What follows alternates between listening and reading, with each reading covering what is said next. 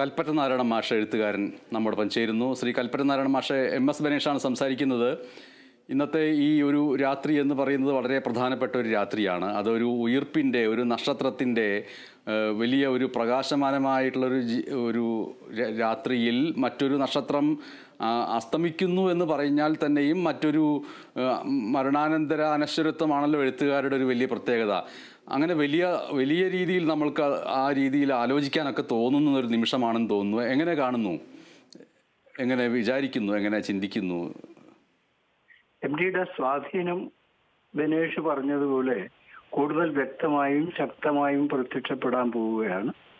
അദ്ദേഹം മലയാളത്തിലെ മികച്ച ചെറുകഥാകൃത്തുക്കളിൽ വളരെ അപൂർവം ഒന്നോ രണ്ടോ പേരിൽ ഒരാൾ, മലയാളത്തിലെ ഏറ്റവും പ്രശസ്തനായിട്ടുള്ള നോവലിസ്റ്റ്, മലയാളത്തിലെ മുഖ്യധാരാ സിനിമയുടെ ശൈലി പൂർണ്ണമായി മാറ്റിയ ചലച്ചിത്രകാരൻ, നിർമാല്യം പോലെ അപൂർവ ഗംഭീരങ്ങളായ സിനിമയുടെ കർത്താവ്, അതിലും ഉപരിയായി വലിയ ഒരു പത്രാധിപർ. എന്തൊരു വൈവിധ്യത്തെയാണ് അദ്ദേഹം സൽക്കരിച്ചിരുന്നത് എന്ന് നമുക്ക് കാണണം. ചക്കറിയ, അമേത് രാധാകൃഷ്ണൻ, MP നാരായണപിള്ള, ഇങ്ങനെ പരസ്പര വിരുദ്ധരായിട്ടുള്ള എഴുത്തുകാരെയൊക്കെ അദ്ദേഹം ഉൾക്കൊണ്ടു. ഓരോ ലക്കത്തിലും അത് പ്രധാനമായി അരവിന്ദന്റെ ചെറിയ മനുഷ്യരും വലിയ ലോകവും പോലെ വിചിത്രമായിട്ടുള്ള ഒരു പങ്ക്തി അതിൽ ആരംഭിച്ചു. AS നമ്പൂതിരി തുടങ്ങിയവരിലൂടെ ഇല്ലസ്ട്രേഷനെ അനശ്വരമാക്കി. ഇങ്ങനെ പറഞ്ഞാൽ തീരാത്തത്ര സ്വാധീന മുദ്രകൾ ഉണ്ടാക്കിയ ഒരാളാണ് MT വാസുദേവൻ നായർ. അതിൽ പ്രധാനമായി എനിക്ക് തോന്നുന്ന ഒരു കാര്യം, ഏകാന്തതയെ ഈ വിധത്തിൽ ആവിഷ്കരിച്ച എഴുത്തുകാർ നമുക്ക് അധികമില്ല. ഇന്നിപ്പോ അദ്ദേഹത്തിന്റെ മരണം കേൾക്കുമ്പോഴും നമ്മൾ ഓരോരുത്തരും വ്യക്തിപരമായിട്ടാണ് ആ ദുഃഖത്തെ അനുഭവിക്കുക. ഇരുട്ടിന്റെ ആത്മാവ്, കുട്ടിയെടത്തി പോലെയുള്ള ചെറുകഥകൾ എന്തുമാത്രം മലയാളിയെ മഥിച്ചിരുന്നു എന്നത് വിസ്മരിക്കാനാവില്ല.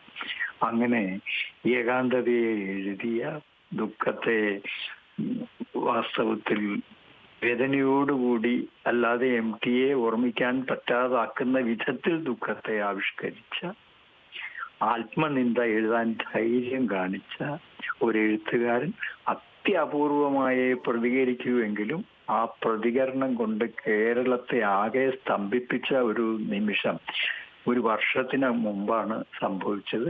അങ്ങനെ മിതഭാഷിയായ ഈ എഴുത്തുകാരൻ, മിതത്വം സകലതിലും അവലംബിച്ച ഈ എഴുത്തുകാരൻ നമ്മളെ വിട്ടു വിരിഞ്ഞിരിക്കുന്നു. ആ ഓർമ്മകൾ പതുക്കെ കൂടുതൽ വേദന ഉൾക്കൊണ്ട് കനത്ത് വരും എന്ന് ഞാൻ വിചാരിക്കുന്നു. കൽപ്പറ്റ നാരായണ മാഷ് സംസാരിച്ചു കൊണ്ടിരിക്കുമ്പോൾ ഈ സംസാരത്തിന് ഒരു വലിയ പ്രാധാന്യമുണ്ട്. ആ പ്രാധാന്യം എന്ന് പറയുന്നത്, അമ്മ മരിച്ചപ്പോൾ സന്തോഷമായി എന്ന് എഴുതിയ കവിയാണ് കൽപ്പറ്റ നാരായണ മാഷ്.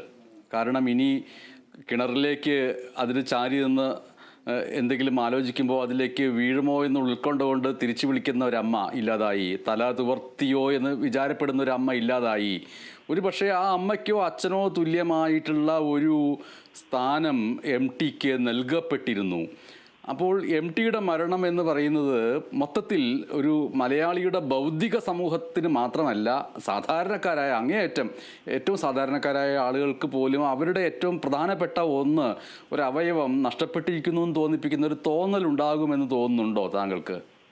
തീർച്ചയായിട്ടും. ഞാൻ പറഞ്ഞല്ലോ, വ്യക്തിപരമായ ഒരു നഷ്ടമായിട്ട് വായനക്കാരൊക്കെ എടുത്തേക്കാവുന്ന അപൂർവ മരണങ്ങളിൽ ഒന്നാണ് MTയുടേത് എന്ന് ഞാൻ വിചാരിക്കുന്നു.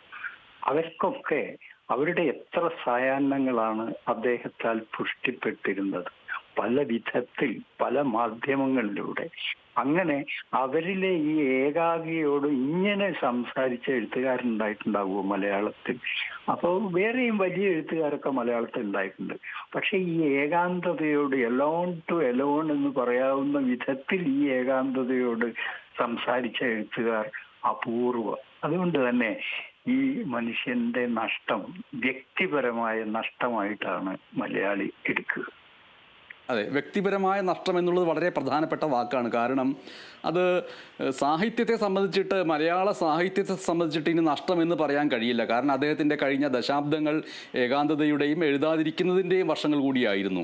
അതേസമയം തന്നെ ഈ അടുത്ത പുസ്തകങ്ങളിൽ ചില എഴുത്തുകാർ അദ്ദേഹത്തിൻ്റെ ഉള്ളിൽ ഇപ്പോഴും ഒരു നോവലിൻ്റെയൊക്കെ ഒരു വിചാരധാര കിടന്ന് കറങ്ങുന്നുണ്ടായിരുന്നു എന്ന് പറയുകയും ചെയ്തിരുന്നു.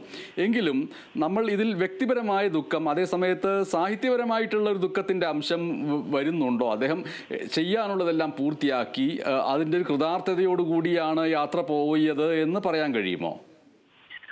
അങ്ങനെ പറയാം. പക്ഷെ അദ്ദേഹത്തെ പോലെ ഈ പിൽക്കാല എഴുത്തുകാരെ സ്വാധീനിച്ച മറ്റൊരു എഴുത്തുകാരില്ല. ആ സ്വാധീനം നല്ലതായിരുന്നു എന്നൊന്നും എനിക്ക് പൂർണ്ണമായിട്ട് അഭിപ്രായമില്ല. കാരണം MT എഴുതുന്ന പോലെ MT മാത്രം എഴുതിയാൽ മതിയല്ലോ.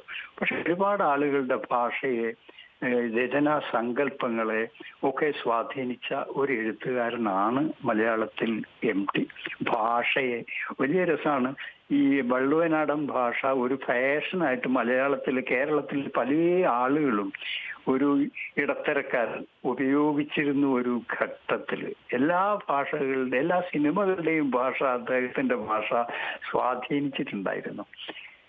ഒപ്പം തന്നെ ഈ ഗ്രാമ ജീവിതത്തെ ഇത്ര സൂക്ഷ്മമായി കണ്ടവരും അപൂർവം. അതിന്റെ വേദനകളാണ് വാസ്തവത്തിൽ താൻ ജീവിച്ച ജീവിത സാഹചര്യങ്ങളോടുള്ള പകയോ കറയോ ആണ് MT എല്ലാ കൃതികളിലും എഴുതിയത്.